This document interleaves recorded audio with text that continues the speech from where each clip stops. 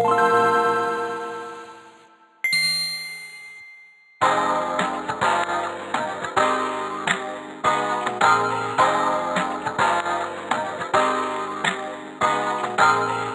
guys, welcome back to the fanfic reread project. In this episode, we will be finishing our reread of the middle version of my Hunger Games fanfic.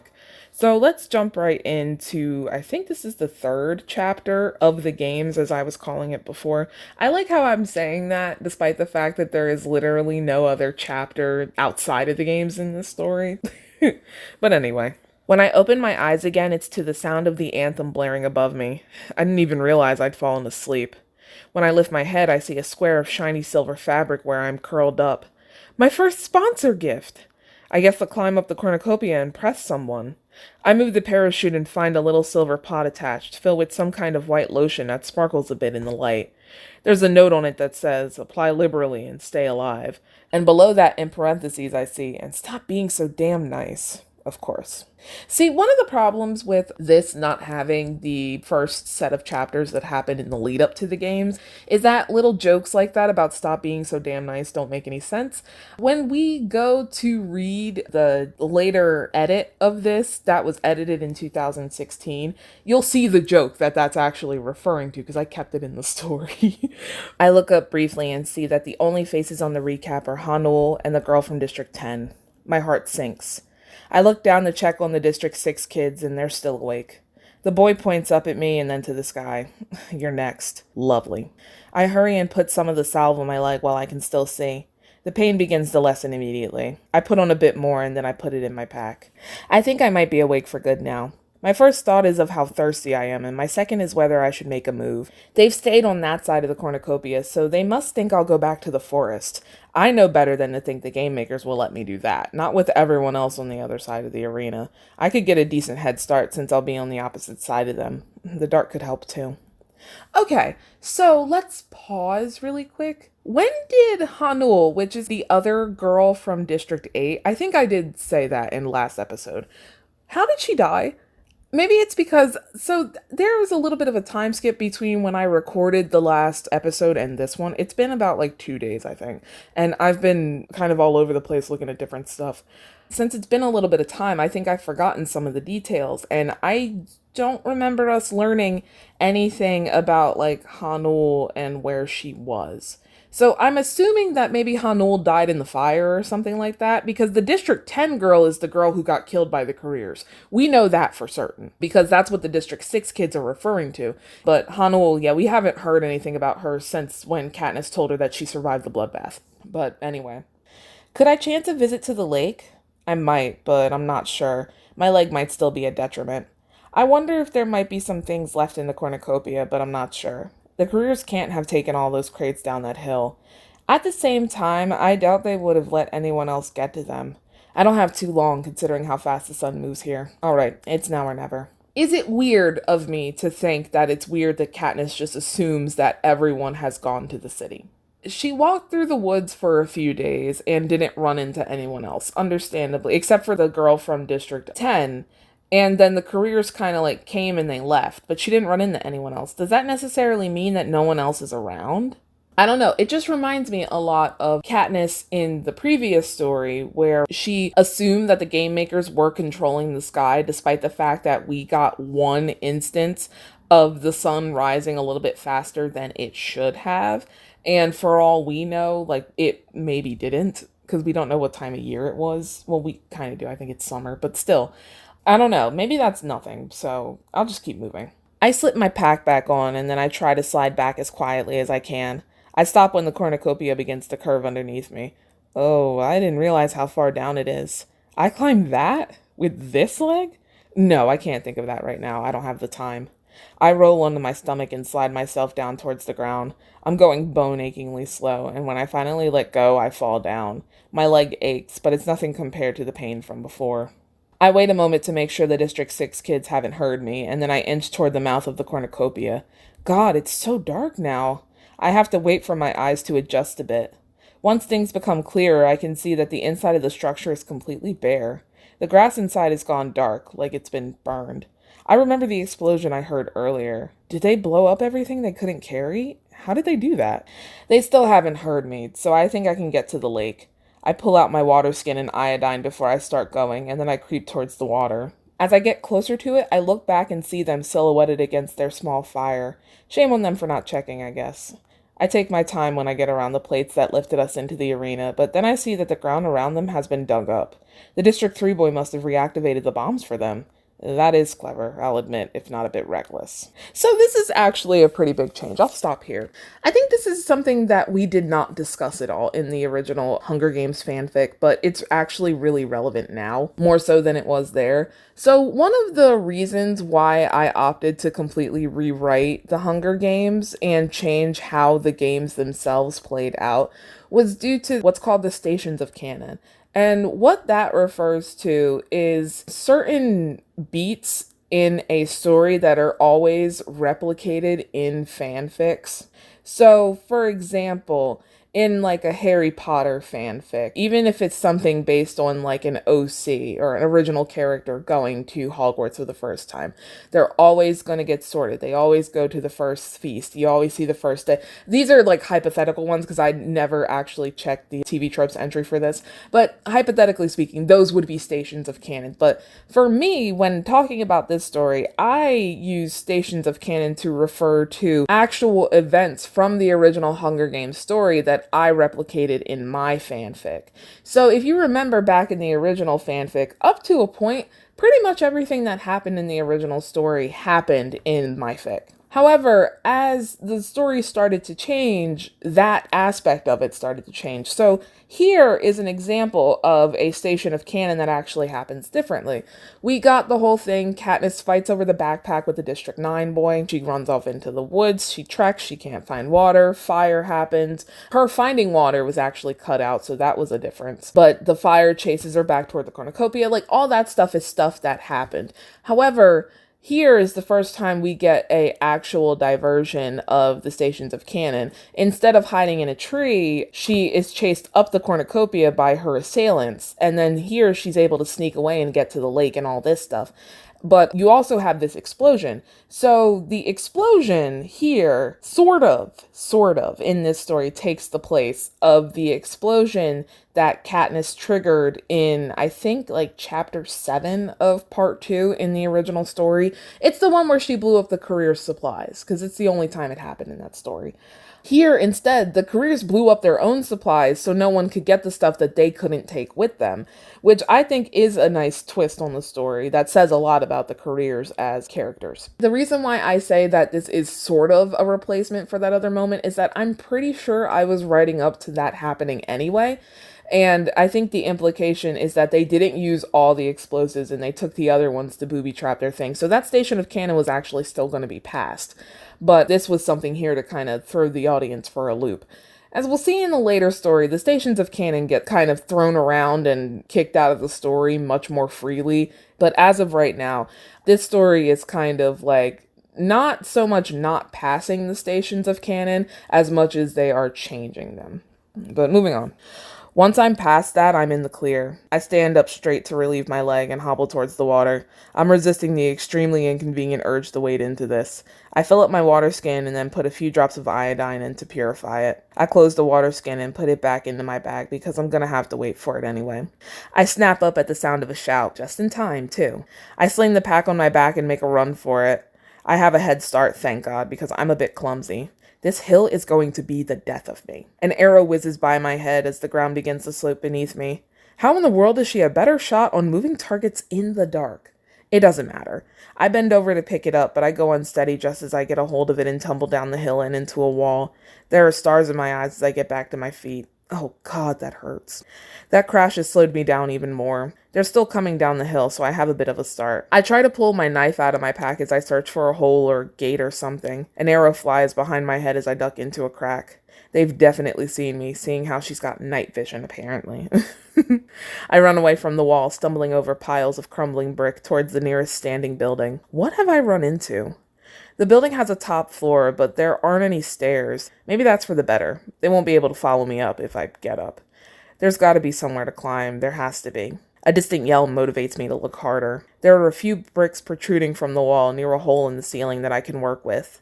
The wall is fragile, and pieces of brick clatter to the ground as I climb. "I heard something," I hear the boy shout. "They're right outside." I frantically jump to the second floor, and I scramble away from the hole as pieces of the ceiling fall to the ground. At the least, I broke the wall so badly they won't be able to follow me. "Where is she?" the boy shouts angrily. "Stop yelling," the girl whispers. At least one of them has some sense. I slide away from the edge slowly, and I'm tempted to pull out my canteen, but it hasn't been long enough. "I know she's in here," the boy says. "I'm not letting her get away." "All right, then," the girl answers. She doesn't sound too happy. I know she's thinking about the careers. I'm resisting the urge to let out a sigh right now. They go back outside to wait me out yet again. It seems like the explosion of the supplies at the cornucopia isn't the only station of canon that's sort of getting replicated here, because as we saw with the cornucopia, it seems like her climbing up the cornucopia and the District 6 kids trying to wait her out by staying on the side of it is meant to take the place of the Tracker Jacker incident, but as we see here, this is clearly the lead up to the Tracker Jacker incident. You know what I mean? Spoilers, I guess. But it's weird in this story that I kept doing things and then doing them again. Like doing things like the things in the story and then doing the actual things in the story with a little bit of change. Like, I don't know why I kept doing that, but it was a thing. I don't move from my spot for the next 10 minutes, and then I finally go for my water. It feels like heaven as it goes down my throat. I take a few small sips and then I put it back. There's bound to be wells around here, I know, but I'm not sure when I'll be able to go look for them. I lay there for a bit longer to let myself rest, and then I stand again. So here's the thing about this. With Katniss having, she walked for, I think, 2 days to the edge of the forest. And I know that's one less day than she had in the original story, so she would be slightly better off than she was regarding the lack of water. But it's still really weird that she's able to do all of this action and running when she hasn't had water in 2 days. It's not that it doesn't seem to be affecting her, because she's talking about being clumsy and stuff, but it's just weird that in the other story, Katniss was reduced to walking with a walking stick after 3 days of having no water, and she just has to sit down and all this stuff. But in this story, she's able to walk all the way to the edge of the forest, 2 days of walking, no water, and then book it during a fire, and then climb up the cornucopia, and then run away from, and do all of this stuff without having a sip of water until she stops running. I guess that's kind of something that we can't really argue about right now because it's in the story. Anyway, I have 2 plans of attack here. I could wait until morning and hope the careers find them first, or I could dispatch of them myself somehow. They're both dangerous routes, though. I haven't seen all of the careers climbing, and while I know Cato and Marvel are too big to find a way up here, Clove isn't. If I try to kill these 2 myself, I might sacrifice my knife and end up with just one of them gone, and the other extremely desperate. I could try to escape, too. There are empty windows lining the wall. I might be able to make it to another building. As I start toward the opposite wall to see how big the alleyway is, I hear a tiny hissing sound and freeze. My first thought is that it's an animal of some sort. The game makers like to release genetically altered animals into the arena sometimes, bioweapons from the war and worse. When I look again, I see a pair of golden eyes. I know those. It's Rue. And I think that's the end of that chapter, judging by the space at the end of the page. That wasn't terrible. This time around, I really can tell that this story was written in very late 2013/early 2014. Good Lord. Actually, now that I think about it, because these parts of the story were written first and then I went back and wrote in the beginning, it's much more likely that these were written in 2013 than 14. But I definitely do get the feeling. There are certain quirks in the writing. I think it's in particular how long the sentences tend to be that hint at this being from that period. However, it's not as bad as some of the earlier stuff we read, of course. In general, for all the long sentences that are in this, there aren't that many run-on sentences like there are in a lot of the way older stuff like Batman.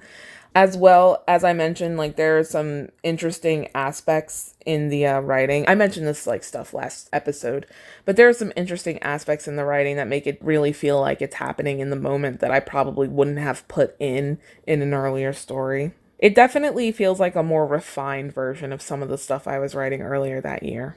So let's move on to... we're going to stop numbering chapters. Let's just move on to the next chapter. She points toward the front of the building and then puts her finger to her lips before she disappears. What could that be? I creep toward the front of the room, careful not to make too much noise. When I look out of the window on this wall, all I see are the shapes of the tributes below me. It wasn't that. There's something else. When I listen, I can hear a soft buzzing, and I leap back from the window before I remember myself. There's a wasp's nest on the wall outside. Oh, this could be bad.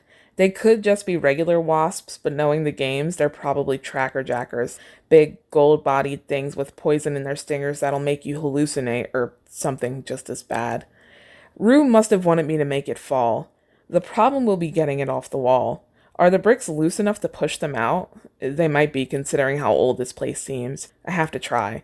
I cannot stay here forever. The game makers won't let me stay here forever. Before I try anything, though, I go back to my pack and take a few more sips of water. I don't put it on because I'm not going to be able to run immediately. Tracker jackers chase whoever they think are attacking them, and if I get in the middle of that, they'll sting me so full of poison I'll burst. That's got to be a reference to... Oh, actually, I think that's foreshadowing. I stick my knife in my belt loop just in case, and then I return to the window. Okay, what to do now? I give the wall one good kick and I hear the clay crumble to the floor. When I look, there's a small dent in the wall where my foot was and my boots covered in dust. That's good. I wait after that. I don't hear the District 6 pair make any noise, but the buzzing intensified for a moment. I don't have too many chances to get this done. After another minute, I step back to it. It's all or nothing now. I kick the wall violently this time. I hear a shout below me as the entire wall beneath the window comes loose and plummets toward the ground. I run back towards the wall and curl into a ball, hiding my face and neck just in case the wasps come up here. There's a lot of yelling and screaming, and it's making my head hurt. There's coughing and choking, and then it goes quiet. I get up and chance a look at the devastation. As soon as I step toward the edge, a wasp stings me on the neck. I hiss in pain as I pull the barbed stinger out of my neck. Oh, come on. Maybe I should have waited. I shake my head to myself. No, that would have been worse. I give myself a few breaths before I try again. Okay, that definitely was a reference to the old version of the story, because if you remember, Katniss gets stung by the wasps pretty early on, and then she just kind of waits it out, and then once they're all gone, she pulls the stingers out of her neck, and then she's like, man, I should have did that sooner. The boy's gone, and I can't hear anything that would say he's nearby. The girl is lying face down on the ground with her arms all splayed out like she fell from the roof. I flinch at the cannon shot. I guess that was for her. The rest of the wasps have gone. It'll be safe now. I grab my things quickly and jump down to the first floor. My vision blurs as I hit the ground and I stumble. The sky's growing lighter as I step outside. Am I seeing things? The sun hasn't even been down for 2 hours. The poison's acting faster than I thought. Okay, so warning for this part, it's about to get a lot of gross. So any kind of like blood and pus and stuff like that, if you don't want to hear that, get out of here now. Her body is even more gruesome up close. Her hair is matted with blood, but it's covering her face, thank God. I need to get moving before it really starts to hinder me, and before the sun comes up all the way. Wait, I need my arrows. The bow's still in her swollen hand and the quiver on her back. I try to pull the bow from her, but her hand has gone stiff. I shudder at the thought of having to pry them from her, but I need those. I bend down and try to pull at her fingers, but they suddenly tighten around it. Oh my God, she's still alive! Jesus Christ. My stomach tightens and I start to panic. What should I do? I should put her out of her misery, shouldn't I? It only seems right. I'll get the arrows first. I pull at it harder and harder, and then it comes free so suddenly I fall back on my butt. Finally. Oh God, her arm snapped off. A sickening gurgling sound comes from where her mouth is and blood starts to seep from under her. I kick the hand loose of the thing and then I scramble to get the arrows. Oh my God. I just like, do you ever have that moment when you're reading something and you're just kind of like reading by rote and then very suddenly you realize what the fuck is happening and you're just like, what?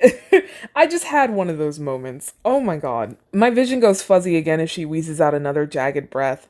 I yelp at the sound of another cannon. I sling the arrows on my back and just go. So, not to stop again, but I think, and not to gas myself up, but I think it was kind of genius to have the boy from District 6 run off screen. So you don't know what is happening to him when that first cannon shot goes off and she's like, oh, that must be for the girl because she's lying on the ground. So this really does come by surprise. Like, it's a good bait and switch. I think it works really well. But anyway, I run unsteadily, trying my best to stay up straight. I have to find Rue and the others. My breaths come fat. My breaths come fast and short, and I feel like I'm suffocating. It was only one sting. My mother would treat these sometimes, and I never knew they were this bad. I turn blindly down an alleyway between two broken walls and freeze when I notice I'm not alone. My eyes go wide, and I start to grope around for an arrow, but I can't get my hands on it. I remember my knife and grab that instead. The shadows keep me from seeing anything properly. Katniss? I hear them say. It's Peeta. What are you doing here? You need to go. What does he mean? You need to go. I hear the panic rising in his voice, and then I hear footsteps coming. I start to back away. Who is it? I ask him desperately. When he emerges from the shadows, I can see the fear in his big blue eyes. Go, he says, turning me by the shoulders and pushing me back the way I came. Go now. I take off running like I'm being chased, and I very well might be. I haven't the slightest idea where I'm going. I can hear yelling behind me, someone bellowing Peeta's name. The careers found him. No, he was with them. I heard it myself. Why did he help me? I keep going and going and going until something catches me underfoot and I fall to the ground. What's underneath me? My breaths start to quicken again. There are things pressing into my hands, hard as stone, but it's not stone at all. There are tears streaming down my face when I finally get the nerve to lift myself up. Bones. The ground is covered in bones. And that's the end of that chapter. Jesus Christ. First off, about that sequence, personally, I think this version of the Tracker Jacker sequence is 100% more effective than the other version. And I think it's because Katniss was hallucinating so heavily after a point in the original version that you have no idea what's real and what's fake. But there's a very good chance that most of what she saw is fake. Like, there's some stuff we know for a fact, like Peeta's demon voice and her hand turning in the claw. And it's like, once you start getting into that stuff, it really starts to cast doubt on the shit that happened with the girl from District 6. And, like, after a point, especially once she, like, wakes up and goes through the entire thing, you start to wonder, like, did any of that shit with the arm coming off and the pus everywhere, did that actually happen? Or did she just imagine all of that? And, of course, Katniss doesn't know, so she can't say. I think what's scary about this version is the fact that there's a very real chance that all of this is real. Number one, we have confirmation that the girl from District 6 was actually alive. I think that's, like, what cinches it. It's that you think immediately, like, oh, Katniss is definitely imagining all of this. Like, the girl must just be going through rigor mortis, but when she pulls that arm off and then the girl starts bleeding and then that cannon shot goes off, it's like, oh shit, no, this is real. And then I think the other thing that this version of the sequence exceeds at is that it doesn't pile on with the weird shit. You have the thing with the girl still being alive, and that's pretty scary. And her pulling her arm, which is just like, oh my god, how did that even happen? And then when she runs into Peeta, you don't get that weird moment where Peeta is like turning into a demon or anything. It's just Peeta. And she's like all disoriented and stuff. And then she falls and there's bones on the ground. And you're like, wait, is that real? You know, we don't ever hear about that again. If I can say one thing, it might be that this sequence is almost too realistic to the point where you wonder why Katniss is even poisoned in the first place, if there isn't any kind of fantastical stuff. But I would say that even looking past that, though I don't think you should necessarily look past that, it's still more effective because all that shit is real and it's also really like fucking scary. Like, can you imagine finding out that someone you thought was dead was alive and you fucking pulled off her arm? And that's like terrifying. But yeah, so overall that chapter wasn't bad. What I like the most about that chapter, though, is that it was kind of short. And that's not like to say I wanted to get through it very quickly, but just that it's kind of a breath of fresh air. Seeing a story where the chapters are short, but they manage to get across the same points as a chapter that could be twice as long is always nice. So let's move on to the next chapter. Everything I remember after that is a blur of darkness and terrifying images. I had horrible nightmares, all of them of Prim turned into a withered corpse, her blonde brown hair now brittle and white. I saw her lying in a hole in the ground, and it wasn't right, because we burn our dead in District 12, we always have. But she is there in that hole, her skeletal hands crossed over her chest, and I can't believe it, and then her eyes open and I hear that ragged breath again. The world usually descends in the darkness after that, but this time, finally, I wake up. Wow. And I feel like that on its own is a lot more effective than the little mentions of like dogs tearing Prim apart, Gale's a demon, the monsters and skeletons, even though those were better than the sequence itself. This is what I was talking about in the original story. The reason why the Tracker Jacker incident in the original fic didn't affect me is because it didn't feel like any of the stuff that Katniss was hallucinating had any kind of significance to her. She saw all this fantastical shit, but it's like, well, why is her brain making her see this stuff, you know?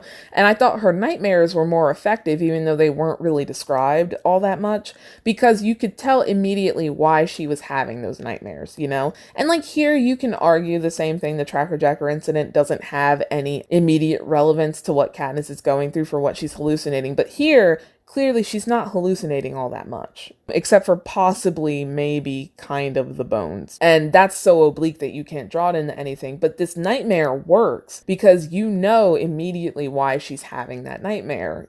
The brightness of the sun hurts my sore eyes. God, what happened to me? I didn't pass out, did I? It takes me a moment to realize that I'm inside and that the light is coming from a window. How did I get here, though? I sit up suddenly and my entire body creaks. Was this all from the poison? I hear something scuff against the stone floor and my head snaps around painfully. It's Rue. It's just Rue. Good morning, she says from against the wall, her mouth full of apple. I didn't mean to scare you. No, I croak out, shaking my head. My vision actually doubles a bit. No, it's fine. Better you than anyone else. How long was I out? 2 days. Well, that explains all the stiffness. I couldn't believe you only had one sting. Now I'm not sure those were Tracker Jackers. You weren't out yet when we got back here, though. I look around to see that here seems to be a cellar. Apple? She offers it to me and I take it eagerly. It feels so nice to eat fruit. I take 2 bites and then give it back so I can drink some water. I think all the poison should be out now. She reaches and pulls something off of my neck, which turns out to be a leaf. I've seen that before, I say. We always keep them around when we're in the orchards back home. There are a lot of nests out there. There aren't as many here, thankfully, and they're all near the wall, she says. Good. Do you know if there are any animals around here? I say, reaching for my bow and arrows. They've been cleaned of any blood that might have been on them. I've never noticed that they were the same silver ones I used in my session. All I've seen are birds, mockingjays, and crows. I thought I heard a dog once, but I didn't see anything. That's okay. I can hunt birds. We make our way upstairs, and I flinch when I get into the sun for real. I'm not even gonna try and guess what time it is. The place Rue has set up camp is right in the middle of a group of broken townhouse-looking buildings, which is a very smart move on her part. I have to search around a bit before we find anything, but there's a small flock of birds roosting on the roof of a building nearby. Do you know what those are? I ask as I pull out an arrow. They look like pigeons, but they're bigger and have longer necks. Grousling, she tells me. They wander into the orchard sometimes and we'll catch them for lunch. Can you find a rock, please? I say. I can't get a good enough shot. She returns with a piece of broken brick. What do you need this for? Throw it up there. Won't that scare them away? Yeah. She gives me a look of slight confusion, but then she does as I say. The birds burst from the roof, and they're much easier to see now. I aim and pull back quickly. One of the birds plummets into an alley nearby. Wow! Where'd you learn to do that? My dad taught me. I replace my bow. Is there any firewood around here? She nods. Rue leads me through the maze to something I think used to be a garden. The plants have gone absolutely wild without cultivation. I almost trip over the remains of the brick wall that encircles it because it's so overgrown with vines. I'm able to find some old branches that have been out in the sun for the fire and fashion a spit to roast the bird. Rue adds in a plant for seasoning, and the spice makes the meat taste even better. We eat in silence. I don't think either of us have had meat since we left the capital. So I'm definitely seeing all of the bits in this story that I took from the original story. The little part where Rue adds the spice, that little detail was in the original. Very interesting.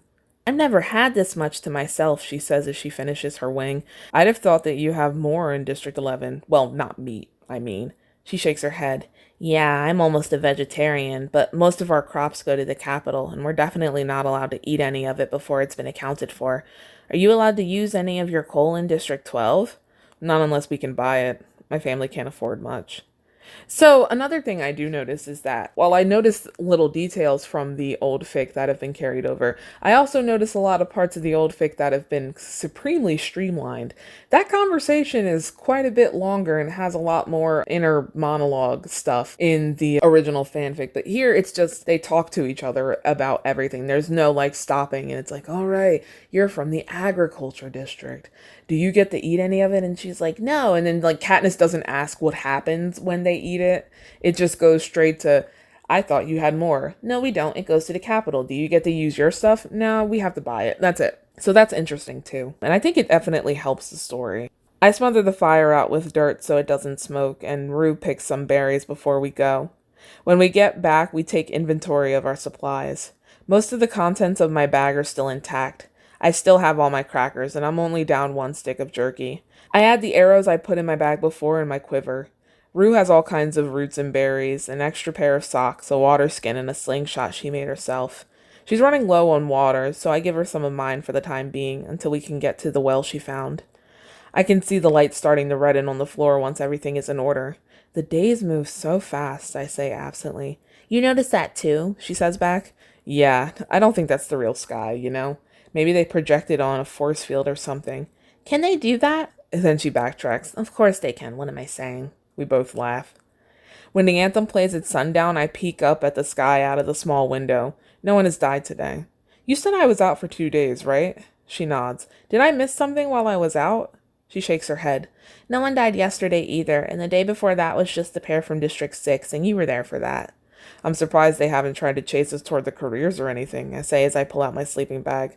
Something else must be happening with them. I don't know. I was spying on them as they were going through the streets, and I didn't really see anything. I think they were headed toward the water. Is this made out of the same stuff as the jackets? I nod. It must be warm. It gets cold down here when it's dark. Okay, that was a very sudden change in subject there. When she asks that, it should have at least said that when she feels the sleeping bag, you know, something like that to indicate why she's suddenly saying that. We can share, I tell her. Did you know PETA was with them, the careers? She sighs. Yeah, I did. I wasn't expecting that at all. At the same time, I do see now that it was just a break in the conversation they were having, so it wasn't like a complete change of subject. That's kind of interesting. It's nice. It's kind of like a real conversation that way, actually. Huh. Me neither, but the thing is, before you found me, when I was running, I ran into him. He didn't even try to attack me. I think he might have saved my life. Maybe it was like a trick or something, or maybe he just felt bad for turning on us, or... She trails off, but she doesn't have to finish her sentence. I know she's thinking that maybe he doesn't want to kill me himself. Maybe, I say with a shrug. I'm not going to be able to count on him until I know where his loyalties lie for sure. Have you met up with anyone else? She shakes her head. We're not really doing so well right now, are we? We could do worse. Zipporah and Thresher's still out there somewhere, she says, and I smile. What are we going to do about the careers, though? They're strong. We're strong too, I think. Feeding ourselves is just as important as fighting, but they don't have to worry about getting food. They already have it. That's true, I admit. As long as they have food, they're going to be a problem. Wait. Rue, when I was at the cornucopia, I saw that they dug up the explosives that were around our plates. Why did they do that? So they could blow up all of the stuff they couldn't bring here. They didn't want us to get anything they couldn't have, but how much do you want to bet they still have some? And they're using it to safeguard their stuff wherever they are? She finishes. She sounds excited. But how are we going to get away with blowing up their stuff? The plan I'm thinking up is crazy, but it might just work. And that's the end of that chapter. So again, another nice, slightly shorter chapter. This one's longer than the previous chapter, but I didn't feel it as much, which is always a good sign. This was fine. It was interesting. Not very different from the equivalent of this same chapter in the original fic, but that's okay. I don't have all that much to say about the chapter that I haven't said already, so like I said, it was fine. Now we move on to the last chapter in this draft. So let's jump right in. Rue and I get up when the sun does, and we make breakfast out of berries, some of my crackers, and little pieces of grusling we have left over. Rue takes me to the well and we refill our water skins and do some washing up, and we end up finding some bird eggs and suck out the yolks. I don't know what they were from, but they were delicious. I forgot how much I liked eggs.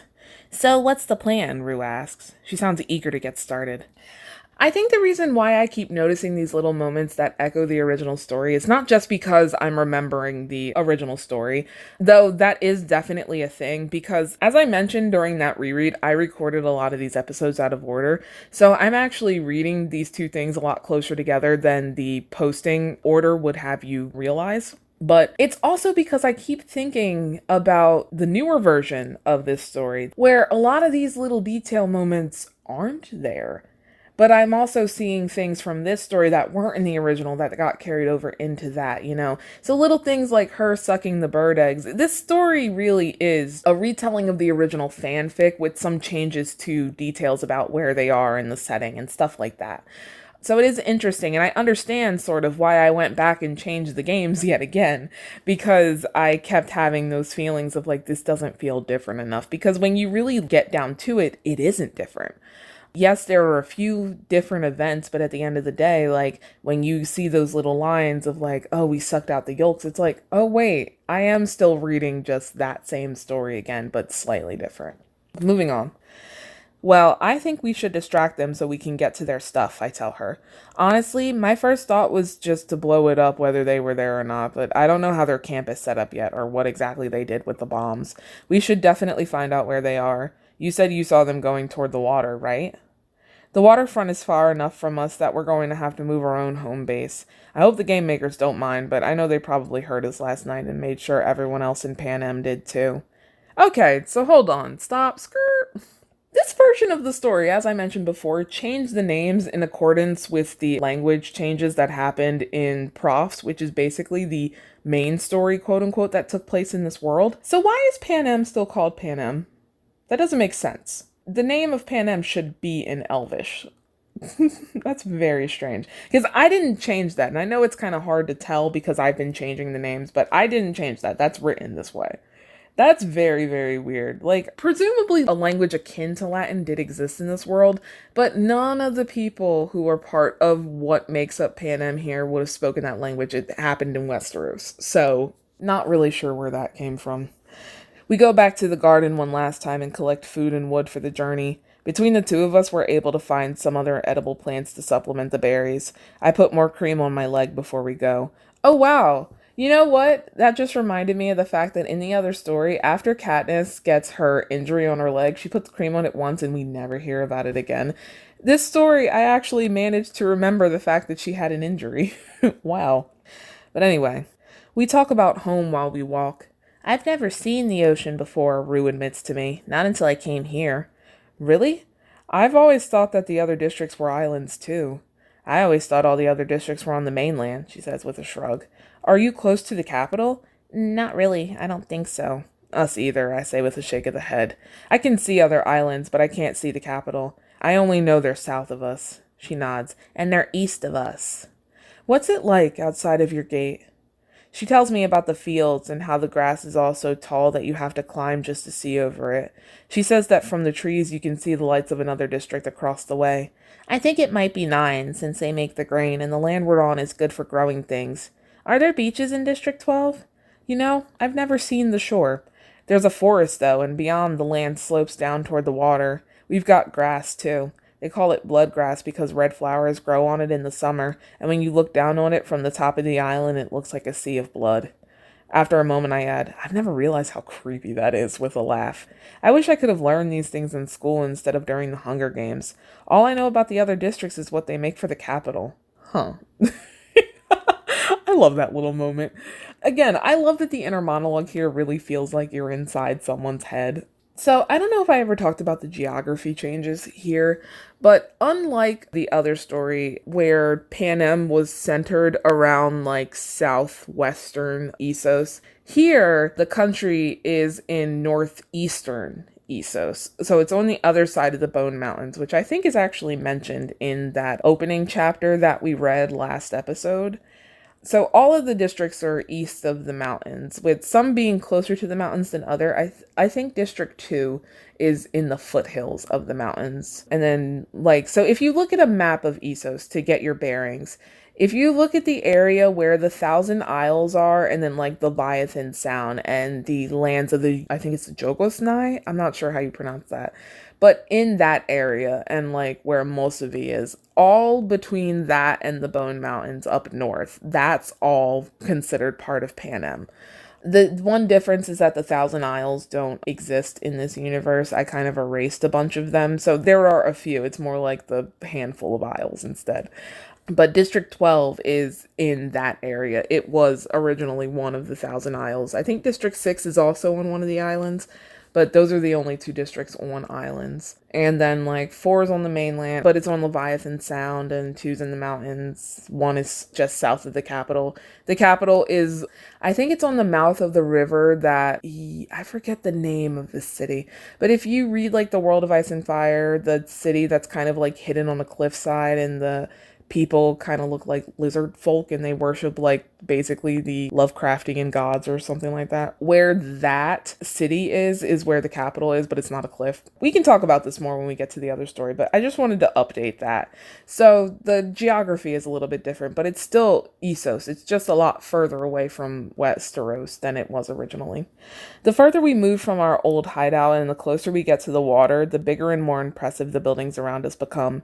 When we stop at midday for lunch, it feels like we've walked into an entirely different city. We eat roasted roots and grusling in the overgrown courtyard of a tower built with rough gray stone. We walk for a few more hours after that, marveling at what look like palaces made of white marble and pink limestone, and even one with stone as black as coal. I stop at the rotting remains of a house being swallowed by a huge mass of ivy. "It's so big," Ruth says, pulling at one of the thick vines. The fleshy leaves are the size of her hands. "I've never seen that before." "Maybe it only grows by the ocean," I say as I rip some of the vines apart. "You can eat it, though. It grows all over the side of the old Justice building back home. It'll eat up a whole building, though, so my dad would say that he was quote-unquote housekeeping when he'd pick it." She laughs. "My dad would try anything if it meant he could bring it home for dinner, you know." We start closing in on the water by sunset. With Rue's help, I shoot down a crow for dinner, but we both freeze when we hear voices. "We should hide," she says, and I nod in agreement. I think we've found them. She runs for the bird. She's faster than I am, and then we duck behind a wall. It's a nerve-wracking few minutes while we wait for someone to come, or not come, but we weren't wrong to hide. Chikere and her partner show up. Reminder that Chikere is the girl from District 4 in this. "Do you really think they're out here?" she asks as they scour the alley below where the birds were roosting. We slide further behind the wall and out of view. "One of them, all of them, something," he answers. His severe tone makes his speech curt. "Maybe it was just a dog." "There are no dogs here, Chike. I saw the bird fall. Someone's out here." "Not anymore," she says. "Let's go." I hear footsteps receding, but then they stop. "No, come this way. It's dark." When they leave, I realize I was holding my breath again. It's a few moments before I speak, and my voice is only a whisper. "We should get off of the ground for the night." We walk in the opposite direction of the way we heard them go, and then duck into a huge building a few streets over. The walls seem to be made out of what look like black stone, and the ceiling stretches up farther than I can see. Rue and I climb up a broken staircase and settle down the least dark hallway on the second floor. Our close encounter leaves us quiet as I build a small fire and we eat. I find a window when the anthem starts up. Still no deaths. I don't know how the game makers are going to feel about that, especially after what happened earlier. In the middle of the night, when we're sleeping, I'm woken by the sound of a cannon shot. Never mind. And that's the end of that chapter. Interesting. So, that one was fine too. I think this one I found more interesting because of how the conversations between Rue and Katniss happen. So, of course, we get the same ones where they're talking about, like, what's it like outside of your gate, and that same conversation, but how it happens is different. We learn about the differences in geography. Though some stuff is the same, like the tall grass is the same, but it's not the Dothraki Sea anymore, clearly. But we also get a little bit more, like, learning more about Katniss's dad. I really like that little moment. So yeah, this chapter was decent. I like this. So I guess it's time to give my overall thoughts. It's a little bit hard to judge this because this is clearly just part of what is supposed to be a much bigger story. But I think what I will say is that this was moving in a good direction. This definitely improves on a lot of things from the original fanfic that were problematic, from the writing style down to the events just being a retread of what happens in the books, which The problem with that is like there's nothing wrong with having events that happen in the source material, but it gets to a point where you start to wonder why you're even reading or why like the author even wrote a fanfic if it's just going to be the same story again. So while like the other story takes kind of a long time to get to its changes, this story at least kind of hops to it a lot more quickly, and I like that. However, I will say that I think that this story didn't really change enough. Now, this might be a personal thing, but if I was just going to change the setting but tell the same story, I should have done that completely instead of adding in these little new elements like them blowing up part of their supplies already and then the characters finding that out and a bunch of other stuff. Though at the same time, I guess like the blowing up of the supplies was kind of necessary for them to figure it out and realize that they still had it. So there's a reason why. But like, I think a better example is Katniss getting trapped by the District 6 kids twice, just so that she can have the moment where she runs up the cornucopia and gets away from them for a little bit and discovers the city, and then has the same moment happen, but this time it's the Tracker Jacker attack for real. Why not just cut the cornucopia thing entirely and just go straight to the Tracker Jacker attack? You know, maybe we do like a bait and switch where she runs out of the forest and it seems like no one's there, and so she's able to get a little bit of water, but then the District 6 kids show up and then like go. You know, why do that twice? At least the blowing up one, there is a reason sort of why it happens that facilitates the later blowing up incident, but I do question again why that's in there twice. Like I said, I feel like I should have either had those be the only times they happen or just do the original ones with the changes in setting and stuff and leave it at that.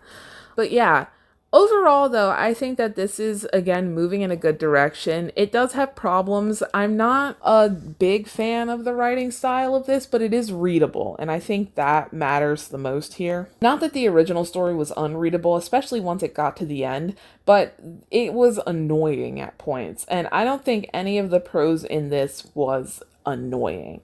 There was some prose that I was just kind of like, about, but it wasn't like, oh my god, I want to stop reading this, annoying, and that's good. As well, like there were a lot of improvements to the dialogue and the story, and just like in general, it was definitely an improvement, but I still think it could have been better.